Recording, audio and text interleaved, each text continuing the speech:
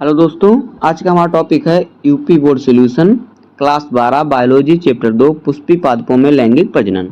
तो दोस्तों, आज के वीडियो में हम इस चैप्टर का विस्तृत उत्तरीय प्रश्नों का उत्तर जानेंगे। तो आइए देखते हैं विस्तृत उत्तरीय प्रश्न। तो आइए वीडियो को करते हैं स्टार्ट। देखते हैं पहला प्रश्न हमारा क्या है।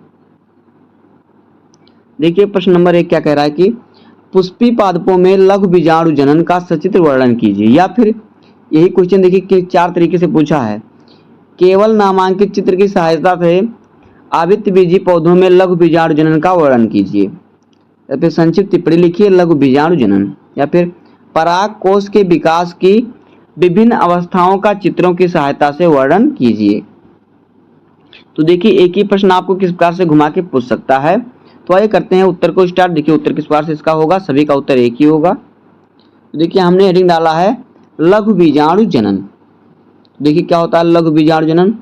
पुष्पी पादपों में एक परागकोश एक उभार के रूप में कुछ विभज्योतिकी कोशिकाओं का एक अंडाकार समूह होता है। शीघ्र ही यह 4 पालियों वाला आकार बना लेता है। अब चारों पालियों में बाह्य त्वचा के अंदर अलग अलग अंतःस्तरीय कोशिकाएं बड़े आकार की तथा अधिक स्पष्ट दिखाई देने वाली प्रत्येक पाली में इस प्रकार से बन जाती हैं। देखिए जिस प्रकार से आपको चित्र में दिखाया गया है। ए देखिए क्या है, ए जो हमारा ये वाला चित्र है ये है ये शिशु पराग कोशिका का अनुप्रस्थकार का चित्र है। और जो बी वाला है ये है परपरसु कोशिका का भिन्नन।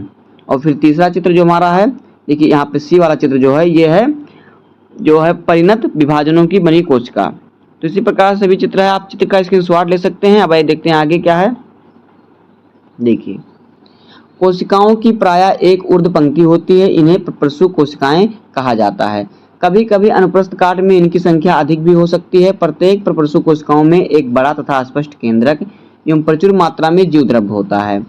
यह कोशिका एक परिणत विभाजन अर्थात पाली की परिधि के समांतर विभाजन द्वारा विभाजित होकर निम्नांकित 2 कोशिकाएं बनाती हैं। आइए देखते हैं नंबर 1 क्या है। प्राथमिक भित्तीय कोशिका। देखिए बाहरी कोशिका जो बाह्य त्वचा की ओर होती है फिर से एक परिणत विभाजन करके 2 कोशिकाओं बाहरी अंतःभित्तीय कोशिकाएं तथा भित्तीय कोशिका में बढ़ जाती है। अतः अंतःभित्तीय कोशिका केवल पाली की परिधि के साथ 90 डिग्री का कोण बनाते हुए अर्थात अपनत विभाजन द्वारा विभाजित हो जाती है। यहाँ पे देखिए आप चित्र में देख सकते हैं, इस प्रकार से इसका चित्र होगा। वह देखते हैं आगे। साथ ही भित्तीय कोशिका कई परिणत तथा अनेक अपनत विभाजनों द्वारा विभाजित होती हैं। इन विभाजनों से परागपुट की भित्ति का निर्माण होता है। संपूर्ण पाली में ऊर्ध्व पंक्ति में उपस्थित अंतःभित्तीय कोशिकाएं विभाजन के बाद अंतःभित्ति बना लेती हैं। भित्ति कोशिकाओं में 2-3 स्तर मध्य स्तर का निर्माण करते हैं। मध्य स्तर की सबसे भीतरी परत पोषक कोशिकाएं बनाती हैं जिसे टेपिटम कहते हैं। दूसरा देखिए क्या है, दूसरा नंबर हमारा क्या है। देखिए प्राथमिक बीजाणु जनक कोशिका। यह भीतरी कोशिका होती है जो बिना किसी क्रम के अनियमित रूप से विभाजित होकर परागपुट के अंदर बीजाणु जनक कोशिका का एक समूह बना लेती है। स्पष्ट है चारों पालियों में अलग अलग तथा ऊर्ध्व रूप से निर्मित ये संरचनाएं परागपुट हैं। इस समय तक योजी के एक ओर की 2 पालियां मिलकर एक बड़ी पाली बनाती हैं तथा दूसरी ओर की दूसरी बड़ी पाली। अब प्रत्येक परागपुट में उपस्थित बीजाणुजनक कोशिकाएं गोल होने लगती हैं। कुछ कोशिकाएं टूट फूट कर बढ़ती हैं, बढ़ती हुई कोशिकाओं के पोषण के काम आ जाती हैं। साथ ही इन कोशिकाओं का पोषण टेपिटम की कोशिकाओं के द्वारा भी होता है। इस प्रकार विकसित प्रत्येक कोशिका वास्तव में लघु बीजाणु मात्र कोशिका है। एक परागपुट में इनकी संख्या सहस्त्रों से हो सकती है। आगे देखिए सभी लघु बीजाणु मात्र कोशिकाओं का केंद्रक अर्धसूत्री विभाजन द्वारा विभाजित होता है और 4 केंद्रक बनते हैं। इस प्रकार प्रत्येक केंद्रक में गुणसूत्रों की संख्या मात्र कोशिका के केंद्रक से अगुणित से अधिक अर्थात अगुणित रह जाती है।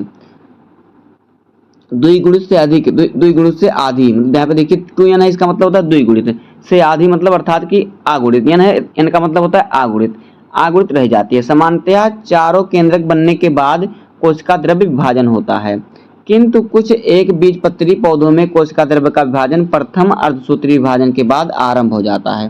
प्रत्येक अगुणित कोशिका ही लघु बीजाणु है ये चार चार के समूह अर्थात चतुष्क में विन्यासित रहते हैं, जो अधिकतर द्विबीजपत्रियों में चतुष्क फलीय किंतु अधिकतर एक बीजपत्री में समद्विपार्श्विक होते हैं। आगे देखिए प्रश्न संख्या 2, क्या देखिए, गुरु बीजाणु जनन क्या है? आवृत्त बीजी पौधों में मादा युग्मकोद्भिद के परिवर्धन का वर्णन कीजिए। या फिर चित्रों की सहायता से एक समान 8 केंद्रकीय भ्रूणकोश के विकास का वर्णन कीजिए। या फिर आवृत्त बीजी पौधों में भ्रूणकोश कैसे बनता है, चित्रों की सहायता से समझाइए। विभिन्न केंद्रकों के कार्य की विवेचना कीजिए। देखिए एक ही क्वेश्चन किस प्रकार से पूछेगा, आवृत्त बीजी पौधों में गुरु बीजाणु जनन प्रक्रिया का वर्णन कीजिए। आवृत्त बीजी में मादा युग्मकोद्भिद पर टिप्पणी लिखिए। भ्रूणकोश का नामांकित चित्र बनाइए। तो देखिए दोस्तों, एक ही क्वेश्चन किस प्रकार से घुमा फिरा के बोर्ड एग्जाम में पूछता है, तो इसका उत्तर एक ही होगा। या इसका उत्तर हम समझते हैं सरल शब्दों में। देखिए उत्तर हमारा हेडिंग है गुरु बीजाणु जनन। तो देखिए गुरु बीजाणु जनन, देखिए पुष्पीय पौधे विषम बीजी होते हैं, अर्थात इन पौधों में 2 प्रकार की बीजाणु बनते हैं। लघु बीजाणु जो नर युग्मकोद्भिद बनाने वाली कोशिकाएं हैं, तथा गुरु बीजाणु जो मादा युग्मकोद्भिद बनाने वाली कोशिका होती है। गुरु बीजाणु के बनने की क्रिया जिसमें मियोसिस यानी अर्धसूत्री विभाजन होती है, गुरु बीजाणु जनन कहलाती है। आगे देखिए आवृत्त बीजी पौधों में मादा युग्मकोद्भिद का परिवर्धन। तो देखिए नंबर 1, गुरु बीजाणुओं का निर्माण या गुरु बीजाणु जनन। बीजांड में बीजांडकाय के स्वतंत्र सिरे के कुछ अंदर अर्थात अधःस्तरीय क्षेत्र में एक या कई कोशिकाओं का एक समूह अपने अस्पष्ट केंद्रकों से अधिक स्पष्ट होकर परपरसु कोशिकाएं बनाता है। यदि एक से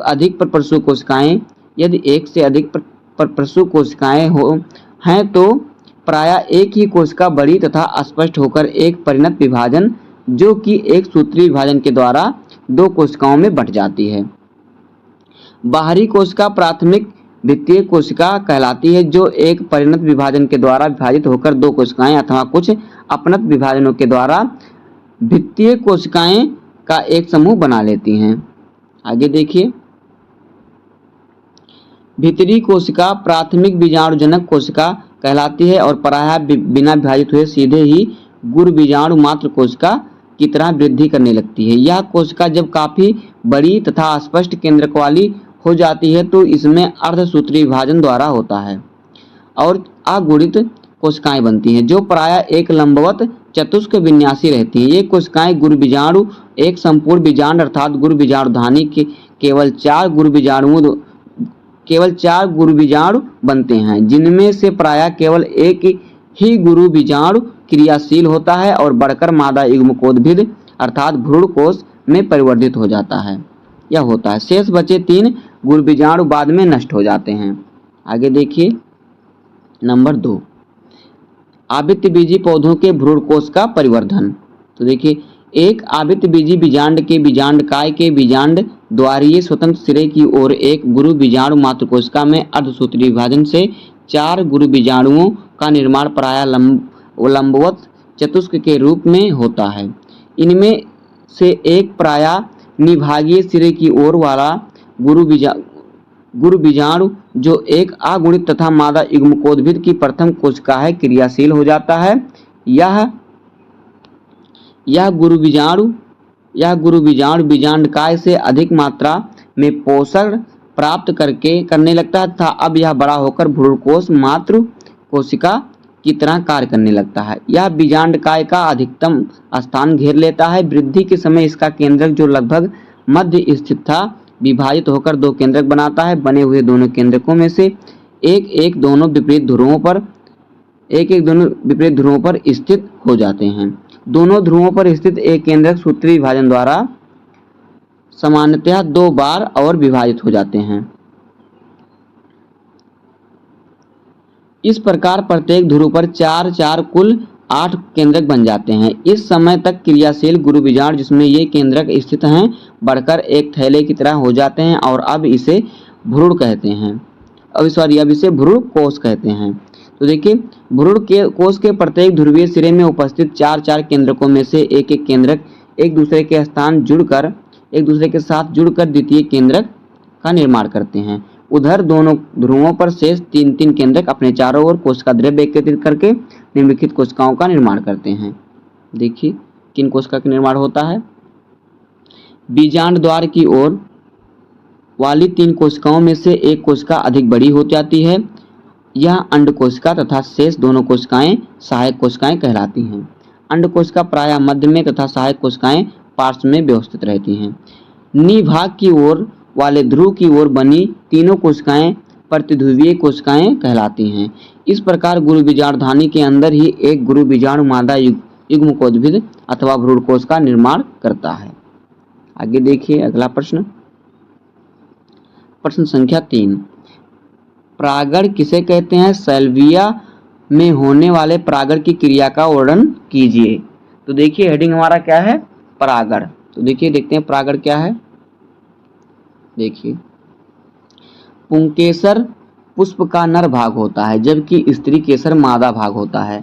जो पुंकेसर होता है ये नर होता है पुष्प का, और जो स्त्री केसर होता है ये क्या होता है? मादा भाग होता है। पुंकेसरों में परागकणों का निर्माण होता है जो नर युग्मक अथवा शुक्राणु उत्पन्न करते हैं। स्त्री केसरों में अंडाशय का निर्माण होता है जिसमें मादा युग्मक अथवा अंडाणु बनता है। प्रजनन क्रिया के संपन्न होने हेतु नर तथा मादा युग्मकों का संयुग्मन आवश्यक है। चूंकि अधिकांश पौधों में परागकणों के संचालन का अभाव होता है, इस कारण परागकणों के जयांग तक पहुंचने के लिए इन्हें विभिन्न ढंग अपनाने पड़ते हैं। परागकोश में बने परागकणों का मादा पुष्प के वर्तिकाग्र तक पहुंचने की घटना को परागण कहते हैं। परागण के पश्चात पुंकेसर और दल गिर जाते हैं। बाह्य दल या तो गिर जाता है या फल में चिरलग्न रहते हैं। अब देखिए परागण के प्रकार। परागण निम्नलिखित 2 प्रकार के होते हैं, एक स्वपरागण और एक परपरागण। तो देखिए दोनों को हम समझते हैं। पहले देखते हैं स्वपरागण क्या होता है। तो देखिए स्वपरागण में एक पुष्प के परागकण उसी पुष्प अथवा उसी पौधे के किसी अन्य पुष्प के वर्तिकाग्र पर पहुंचते हैं। देखिए स्वपरागण क्या होता है?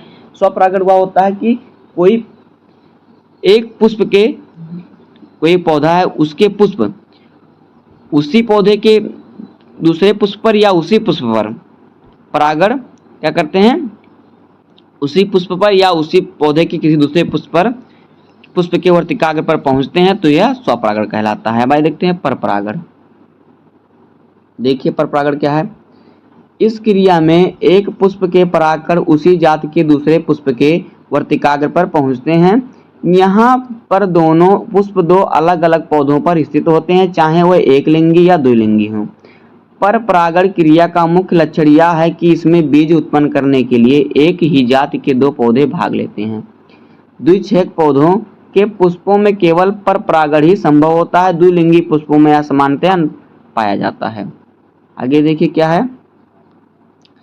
सैल्विया में कीट परागण। तो देखिए सैल्विया में कीट परागण। सैल्विया का पुष्प द्विओष्ठी होता है। ऊपरी ओष्ठ प्रजनन अंगों की रक्षा करता है तथा निचला ओष्ठ मधुमक्खियों के बैठने के लिए एक मंच का कार्य करता है।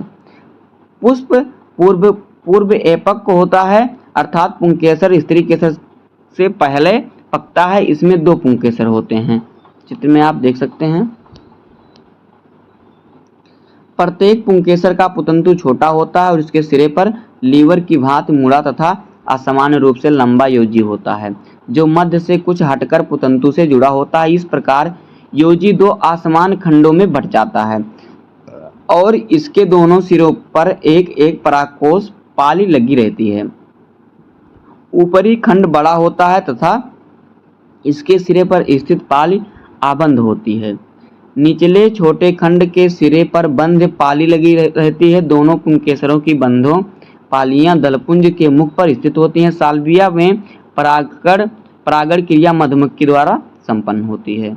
आगे देखिए, जब मकरंद की खोज में कोई मधुमक्खी दलपुंज की नली में प्रवेश करती है तो निचली बंध परागकोश पालियों को धक्का लगता है, जिससे योजी का ऊपरी खंड लीवर की भांति नीचे झुक जाता है, जिसके फलस्वरूप दोनों अबंध परागकोश पालियां मधुमक्खी की पीठ से कटकर अपना परागकण इसके ऊपर बिखेर देते हैं। जब यह मधुमक्खी परिपक्व अंडप वाले किसी दूसरे पुष्प में प्रवेश करती है तो नीचे की और मुड़े हुए वर्तिकाग्र इसकी पीठ से रगड़ खाकर परागकणों को चिपका लेते हैं और इस प्रकार परागण क्रिया संपन्न होती है। अगला प्रश्न देखिए, प्रश्न संख्या 4। पर परागण से होने वाले लाभ तथा हानि का उल्लेख कीजिए, या फिर स्वपरागण की अपेक्षा पर परागण अधिक उपयोगी है, इस कथन की व्याख्या कीजिए। तो देखिए, आइए इसका उत्तर लिखते हैं। देखिए,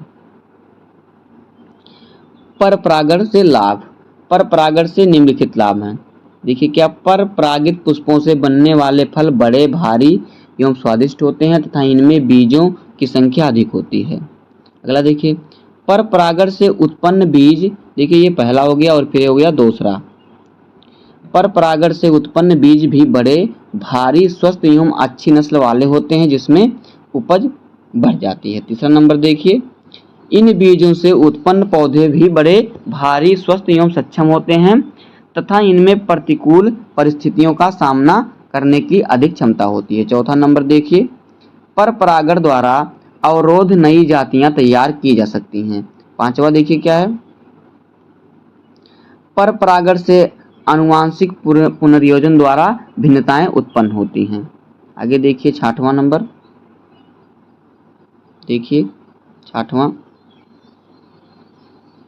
पर परागण द्वारा प्रकृति में स्वतः ही पौधों की नई जातियां उत्पन्न होती रहती हैं जिनमें ये गुणों का समावेश होता है तथा हाइब्रिड विगर के कारण अच्छी संतति बनती है। अगला देखिए क्या है, पर परागण से हानियां। तो देखिए पर परागण से हानियां क्या क्या होती हैं। यहाँ पे देखिए हमारा हेडिंग है पर परागण से हानियां। तो देखिए अनेक लाभ होते हुए भी पर परागण से निम्नलिखित हानियां भी हैं। नंबर 1, देखिए नंबर 1 में क्या है, पर परागण की क्रिया अनिश्चित होती है क्योंकि परागण के लिए यह वायु, जल एवं जंतु पर निर्भर होता है। दूसरा देखिए, परागित करने वाले साधनों की समय पर उपलब्धता न होने पर अधिकांश पुष्प परागित होने से रह जाते हैं। तीसरा देखिए, पर परागण के लिए पुष्पों को दूसरे पुष्प पर निर्भर रहना पड़ता है। चौथा नंबर देखिए, कीटों को आकर्षित करने के लिए पुष्पों की चटकीले रंग, बड़े दल, सुगंध तथा मकरंद उत्पन्न करना पड़ता है जिन सब में अधिक पदार्थ का अपव्यय होता है तथा अधिक ऊर्जा का ह्रास होता है। पांचवा देखिए, पर परागित पुष्पों विशेषकर वायु परागित पुष्पों में परागकण अधिक संख्या में नष्ट होते हैं। छठवां देखिए, पर परागित बीज सदैव संकर होते हैं। अगला प्रश्न देखिए, प्रश्न संख्या 5। देखिए, द्विबीजपत्री भ्रूण के विकास का वर्णन कीजिए, या फिर द्विबीजपत्री पौधों में भ्रूण विकास की विभिन्न अवस्थाओं का केवल नामांकित चित्र बनाइए। तो उत्तर देखिए, द्विबीजपत्री भ्रूण का विकास। देखिए, युग्मनज एक द्विगुणित संरचना है, यह सूत्री विभाजनों द्वारा विभाजित होता है। आरंभ में यह आकार में बढ़कर अपने चारों ओर सेलुलोज की एक भित्ति का निर्माण करता है। इसके पश्चात यह एक अनुप्रस्थ विभाजन द्वारा दोनों कोशिकाओं में विभाजित हो जाता है। इसमें ऊपरी बीजांड द्वार की ओर स्थित कोशिका को आधार कोशिका तथा निचली निभाग की ओर स्थित कोशिका को अंतस्थ कोशिका कहते हैं। अंतस्थ कोशिका कहते हैं। अंतस्थ कोशिका को भूरीय कोशिका तथा आधार कोशिका का निलंबक कोशिका भी कहते हैं। आधार कोशिका एक अनुप्रस्थ विभाजन तथा अंतस्थ कोशिका एक उदग्र विभाजन द्वारा विभाजित होकर टी के आकार की 4 कोशिकीय बाल भ्रूण बनाती है। देखिए इस प्रकार से। आगे देखिए, निलंबक कोशी कई अनुप्रस्थ विभाजनों द्वारा विभाजित होकर 6 से 10 कोशिका लंबी सूत्राकार रचना निलंबक बनाती है।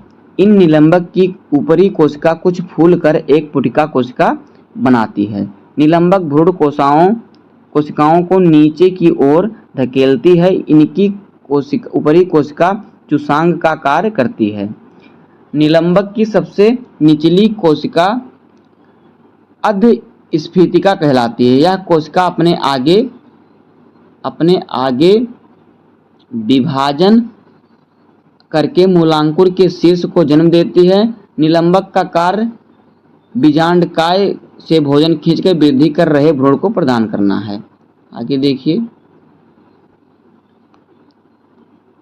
इसी बीच अंतस्थ कोशिका की दोनों कोशिकाएं एक अनुप्रस्थ विभाजन द्वारा विभाजित होकर चार भ्रूणीय कोशिकाएं बनाती हैं। ये चारों कोशिकाएं पुनः विभाजन द्वारा एक 8 कोशिका वाली अष्टम अवस्था बनाती है।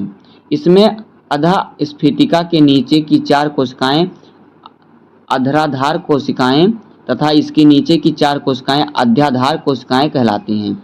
अधराधार कोशिकाओं से मूलांकर व अधोबीजपत्र तथा अध्याधार कोशिकाओं से प्रांकुर व बीजपत्र बनते हैं। अष्टमावस्था की 8 कोशिकाएं परिणत विभाजन द्वारा विभाजित होकर बाह्य त्वचीय कोशिकाओं का एक स्तर बनाती हैं, जो बाद में अपनत विभाजन द्वारा विभाजित होकर त्वचाजन स्तर बनाता है। आगे देखिए, अंदर की कोशिका अनेक उदग्र व अनुप्रस्थ विभाजनों द्वारा विभाजित होकर केंद्रीय रंभजन तथा मध्य में बलकुटजन बनाती हैं। बलकुटजन कोशिकाएं वलकुट तथा रंभजन कोशिकाएं रंभ बनाती हैं। पुनः वृद्धि एवं विभाजनों द्वारा भ्रूण तथा कुछ हृदयाकार हो जाता है। बाद में बीजपत्र बड़े होकर मुड़ जाते हैं। इस प्रकार परिपक्व द्विबीजपत्री भ्रूण के बीजपत्र होते हैं, जो एक अक्ष से जुड़े रहते हैं। आगे देखिए, जुड़े रहते हैं। अक्ष का एक भाग जो बीजपत्रों के बीच होता है प्रारंकुर कहलाता है और दूसरा भाग मूलांकुर कहलाता है। उपरोक्त प्रकार के द्विबीजपत्री भ्रूण का परिवर्धन सामान्यतः प्रकार का है। इसका उदाहरण क्रूसीफेरी कुल के सदस्य कैप्सेला बुर्सा पेस्टोरिस है। आगे देखिए, प्रश्न संख्या 6, भ्रूणकोश क्या है? भ्रूणकोश क्या है, इसके विभिन्न प्रकारों का संक्षिप्त विवरण दीजिए। या फिर आवृत्तबीजी पौधों में पाए जाने वाले विभिन्न प्रकार के भ्रूणपोषों का वर्णन कीजिए, या फिर भ्रूणपोष पर संक्षिप्त टिप्पणी लिखिए। तो देखिए, भ्रूणपोष तथा उसके प्रकार देखिए। सभी पुष्पीय पौधों में भ्रूण के पोषण के लिए एक विशेष ऊतक होता है, इसे भ्रूणकोश कहते हैं। जिम्नोस्पर्म यह ऊतक युग्मकोद्भिद या अगुणित होता है, किंतु अनावृत्तबीजी पौधों में यह तिर संयोजन के फलस्वरूप बनता है और अधिकतर पौधों में त्रिगुणित होता है। इसके बीज में बने रहने तथा बीजांकुर में सहायता करने पर बीज भ्रूणपोषी कहलाता है। अनेक द्विबीजपत्री पौधों के बीजों में इसका भोजन बीज के बनते समय बीजपत्रों द्वारा सोख लिया जाता है। यह बीज अभ्रूणपोषी कहलाता है। भ्रूणकोश में होने वाले त्रिसंयोजन के फलस्वरूप त्रिगुणित केंद्रक बनता है। इसी के परिवर्धन में आगे देखिए, इसी के परिवर्धन में एक पोषण संरचना भ्रूणपोष का निर्माण होता है। यह बढ़ते हुए भ्रूण को पोषण देता है। कभी कभी यह ऊतक जैसे अंकुरण के समय भ्रूण को पोषण प्रदान करने का कार्य करता है। आवृत्तबीजी पौधों में परिवर्धन के आधार पर भ्रूणकोश अग्रलिखित निम्न 3 प्रकार के होते हैं। देखिए कौन कौन से। नंबर 1, केंद्रीय भ्रूणपोष। इस प्रकार के भ्रूणपोष विकास के भ्रूणपोष केंद्रक बार बार विभाजित होकर स्वतंत्र रूप से बहुत से केंद्रक बनाता है, जो बाद में परिधि पर विन्यास हो जाते हैं। भ्रूणकोश के मध्य एक केंद्रीय रितिका बन जाती है। बाद में यह रितिका समाप्त हो जाती है और बहुत से केंद्रक व कोशिका द्रव्य इसमें भर जाते हैं। बाद में इनमें अनेक कोशिकाएं बन जाती हैं। इस प्रकार भ्रूणपोष प्रायः पॉलीपेटिली वर्ग पाया जाता है, जैसे कि कैप्सुला। दूसरा नंबर देखिए क्या है, कोशिकीय भ्रूणपोष। इस प्रकार के भ्रूणपोष निर्माण में भ्रूणपोष केंद्रक के प्रत्येक विभाजन के पश्चात कोशिका भित्ति का निर्माण होता है। इस प्रकार का भ्रूणपोष प्रायः गैमोपेटेली वर्ग में पाया जाता है, जैसे कि बिल्लार्सिया। अगला है देखिए क्या, तीसरा नंबर, हिलोबियल भ्रूणपोष। इस प्रकार का भ्रूणपोष लगभग 19% आवृत्तबीजी पौधों में पाया जाता है। विशेष रूप से यह एक बीजपत्री पौधों में पाया जाता है। यह ऊपर वर्णन किए गए दोनों प्रकार के भ्रूणपोषों के बीच की अवस्था है। इसमें भ्रूणपोष केंद्रक के प्रथम विभाजन के बाद कोशिका भित्ति का निर्माण होता है। बाद में इन दोनों भागों के केंद्रक विभाजन होता है और भित्ति निर्माण नहीं होता, जैसे कि एरीमुरस। अगला देखिए प्रश्न संख्या 7, पीढ़ियों का एकांतरण क्या है? एक आवृत्तबीजी पौधों के जीवन इतिहास का केवल रेखांकित चित्रों की सहायता से वर्णन कीजिए। तो आइए इसका उत्तर हम समझते हैं सरल शब्दों में। देखिए, आवृत्तबीजी पौधों के जीवन इतिहास में एक अत्यंत विकसित एवं द्विगुणित अवस्था बीजाणुउद तथा अल्प विकसित अगुणित अवस्था युग्मकोद्भिद होती है। ये दोनों अवस्थाएं जीवन चक्र में एक दूसरे के बाद आती रहती हैं, जिसे पीढ़ी एकांतरण कहते हैं, किंतु बीजाणुभिद अवस्था स्वतंत्र जबकि युग्मकोद्भिद अवस्था बीजाणुभिद पर निर्भर होती है। बीजाणुभिद अवस्था प्रायः जड़, तना एवं पत्तियों में विभक्त होती है। युग्मकोद्भिद अवस्था में परागकण नर युग्मकोद्भिद की प्रथम कोशिका है, जिसके विकास से नर युग्मकों का निर्माण होता है। इसी प्रकार के बीजांड के ऊपर दीर्घ बीजाणुक मादा युग्मकोद्भिद की प्रथम कोशिका है, जिसमें भ्रूणकोश का निर्माण होता है। भ्रूणकोश में अंड कोशिका बनती है। नर युग्मक एवं अंड कोशिका के संयुग्मन से युग्मनज का निर्माण होता है। चूंकि युग्मनज बीजांड के अंदर बनता है, अतः बीजांड जिसे निषेचन के पश्चात बीज कहते हैं के अंकुरण से बीजाणुभिद पौधों का पुनः विकास होता है। तो इस प्रकार से देखिए यहाँ पे चित्र है, इस प्रकार से चित्र हो जाएगा। इसका चित्र का आप स्क्रीनशॉट ले सकते हैं। तो दोस्तों इस प्रकार से चैप्टर 2 बायोलॉजी क्लास 12 का हो जाएगा विस्तृत उत्तरीय प्रश्न। उम्मीद है कि आपको वीडियो पसंद आया होगा। अगर आपको वीडियो पसंद आया हो तो वीडियो को लाइक कर दीजिएगा और चैनल पर नए हैं तो सब्सक्राइब कर दीजिए। मिलते हैं किसी नेक्स्ट वीडियो में, तब तक के लिए धन्यवाद। जय हिंद।